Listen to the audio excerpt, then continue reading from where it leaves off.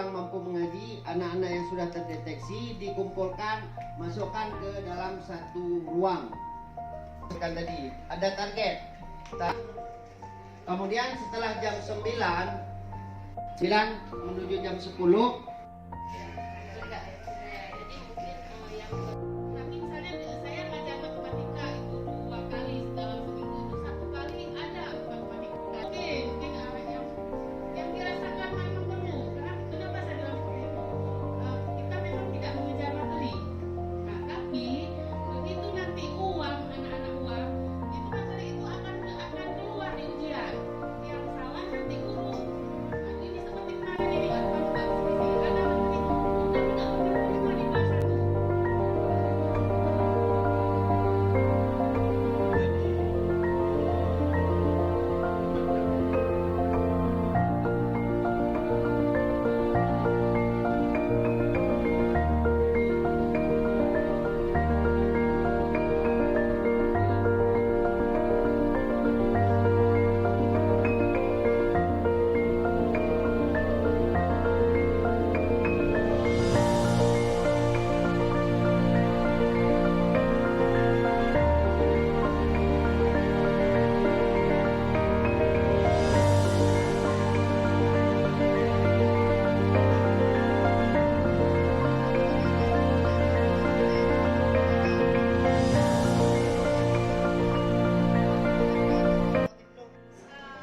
Dari jam 8.30 itu proses sholat duha, ada tausiahnya sama yang bisa.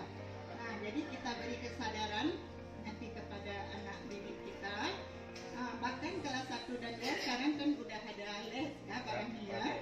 Nah, praktek ibadah. Tapi juga alangkah nanti tambahan mungkin kan les itu hanya sebentar. Ini apalagi masih kurang bagus mengaji. Ini saya tahu dari guru yang kelas 1 masih kita duitnya. Bukan ada yang masih kontak-kontak. Bila John kita tidak tahu. Kemarin saya ada masuk ke kelas, saya coba mereka satu-satu baca sepotong-sepotong. Jadi ketahuan ada beberapa IPE.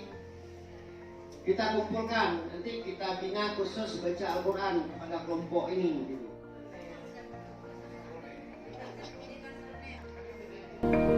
Bukan usaha.